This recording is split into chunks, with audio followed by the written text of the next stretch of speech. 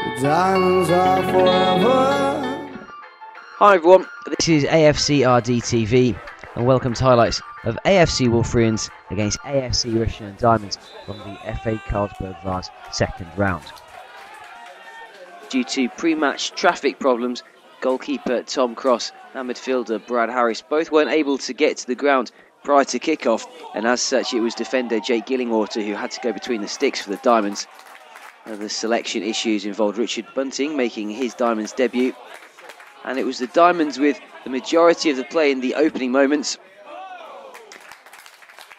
There, a shot from distance getting deflected over an earlier free kick rattling off the underside of the post.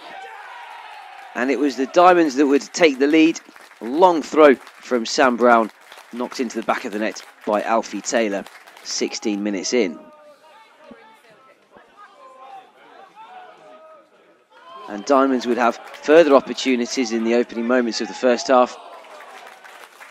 There it was Matt Gearing with a stinging shot, and Wulfrunians keeper Paul Evans did well to save.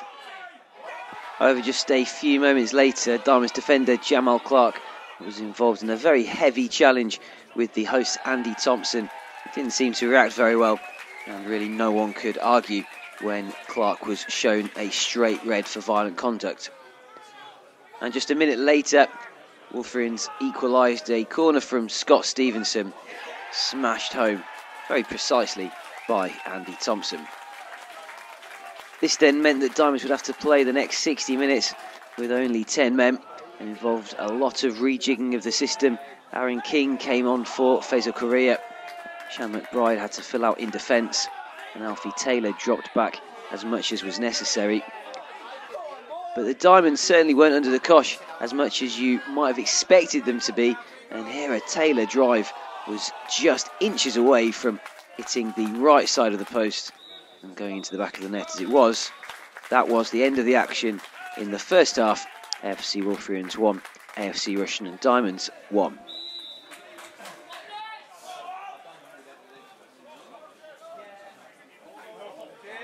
As you might expect, Wulfrunians had their own opportunities as the second half went on and as the Diamonds tied.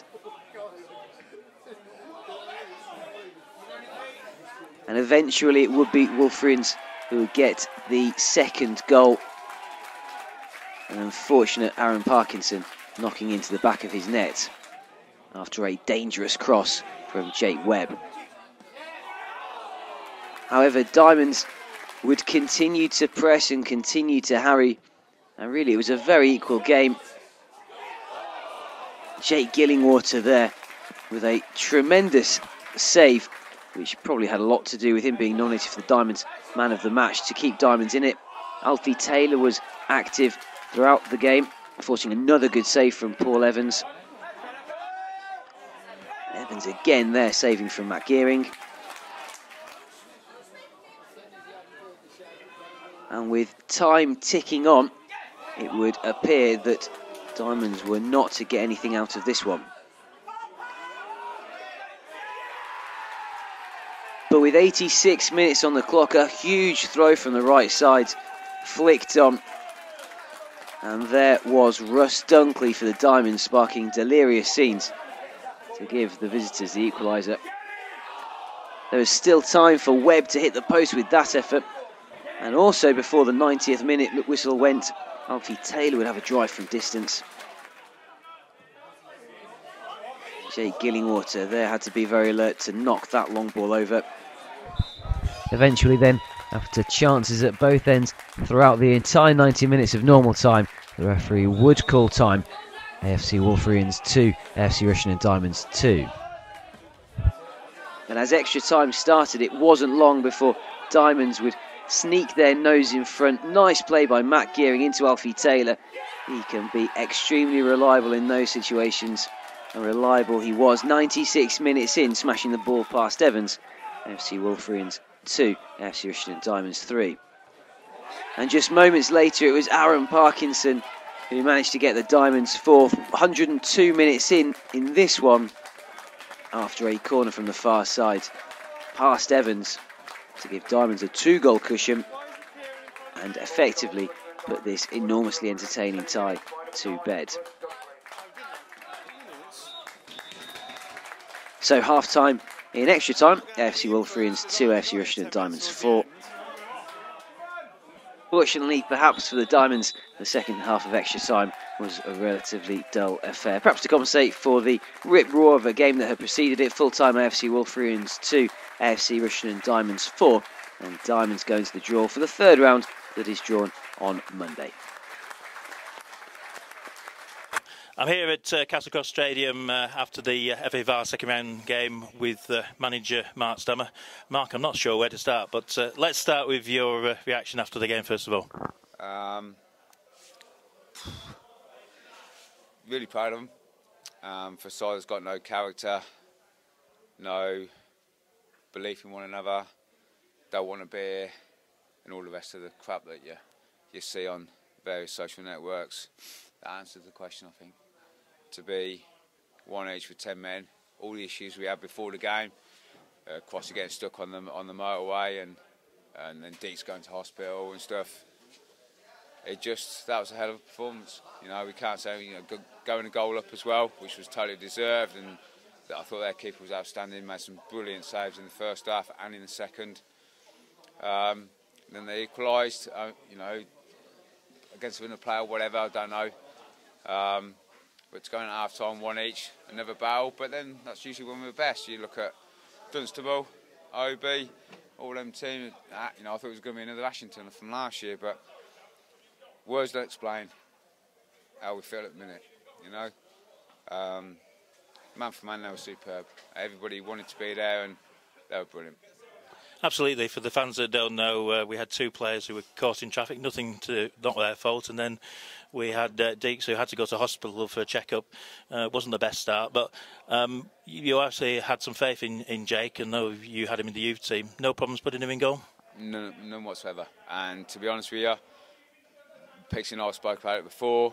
We've often gone away and having Gilly. If anything happened, and it was never an issue. I actually thought it was superb today. A decent save. His handling was good. Can't fault him for anything, and he was superb. So overall, man for man, it's a hell of a performance. But a bunch of lads that want to be and play for everyone. And the sending off seemed to did change the game. I mean, we were on top. We'd gone 1-0 up with a really good goal from Alfie. Did you see the sending off and your views of the sending off? I heard a slap. He says he hasn't punched him, which is what he got sent off for. But I heard a slap, so he's obviously made contact. He goes at the end of the day, and whatever happens, it happens. But I had no problem with that. You're right, we were on top and we were in control. We were making chances, and it was another thing with all the other things that had gone on that just went against us today. But that's when you need people to stand up and be counted, to stick together, and they did that. And at half-time, and obviously tactics today was with the goalkeeping problems. Did you think about putting Crossy back in goal, or was there any reason, use of a substitution perhaps? No, I believed in them, and I was thinking about extra time, and if with the other two subs that we got, we made one. Faze was a bit unfortunate, but I didn't want, he's been struggling the last few weeks.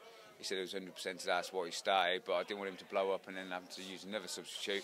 But I had total faith in Gilly, so that wasn't an issue for me.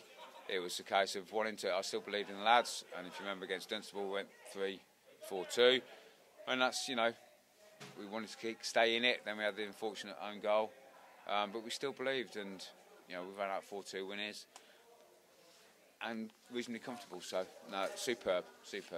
So after 90 minutes, I mean, we got that equaliser, I think, 86th minute from Dunks, and Fleury deserved probably after you changed it to the formation.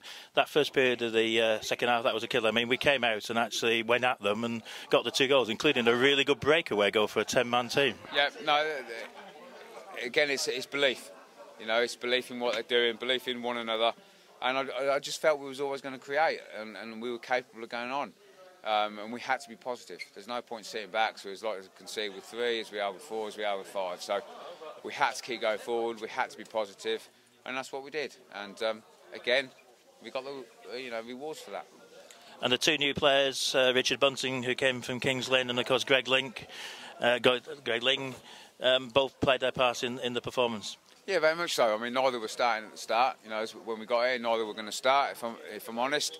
But with what went on and everything else, I wanted to be nice and tight. And you know, it was harsh, reasonably harsh on Kingy that he didn't start. But I wanted to be tight. I wanted to commit. I wanted to protect everything. And I thought they started extremely well, and they both done well and man the socks off for us. So yeah, great from them too as well. So it's been a good week, win against Cookno, then the win at Longbuck BNN today. I know you start thinking ahead to Tuesday when we go to Yaxley to keep the league form. I know after the Dover game we kind of slipped a little bit back when we played against PNS. That's the key now, is to get back on the road and get another win on Tuesday. Yeah, it is. You know, we want to beat, we want to get a positive result on Tuesday. But what we've got to remember, you know, we had a hell of a tough battle on Tuesday night with Longbuck on a dog of a pitch, and you know, 120 minutes today, that's tough. And we play again, and that's Saturday, Tuesday for about the last 2 months we've been doing it. So it is tough, and you're starting to get, you know, the lads were shattered then at the end. So yeah, we'll look at it, and obviously if we can rest a few, we will do. But that'll be all right. They'll want to go again on Tuesday. Well, Mark, it's another one of those cup ties for us. I think we seem to have 2 years of memorable cup ties. Well done, and give our regards to the players for excellent team performance and another memorable day. Thank you. I'm here at AFC Wulfrunians for after the FA Vase second round game with man of the match Jake Gillingwater. Jake, I'm not sure where to start actually, but I don't think you expected to start in goal. When were you told? About half an hour before. Well, not even that. I got told that he might get here on time, so I was hoping he was. But no. So did you, what was your preparation? How did you, I know we had to find some gloves for you at one point. Yeah, I had to use Quincy's ones that he'd left here or something, so there was that, and just kind of went out and let Kingy boot some balls at me. So how did you find the game? I mean, we started off really well. You didn't have some good catches early on, but after the sending off, were you fearing the worst, that it was going to be on bombardment? Not really. I think we was controlling it up until that point, and I think even after that we were still controlling it. We was kind of expecting them to have 15-20 minutes where they might have got on top of us because we had 10 men in, but to be fair to the lads, we all dug in, team spirit was there, and we just kept going, and we got what we deserved in the end. So Crossy now going to lose his place. Tom Cruise was announced before the game. I don't know if you heard that. He was announced as Tom Cruise. I'm not sure we should tell him that, but obviously goalkeeping is not where you want to play. How many times have you played in goal before? Senior football, once, then. Before that, I've played in goal a few times when I was younger, and when I used to be at the club under 18s, we did it in training quite a bit and stuff, so comfortable. And Starms has got a lot of faith in you. He wasn't worried. And did you expect to stay on at half time?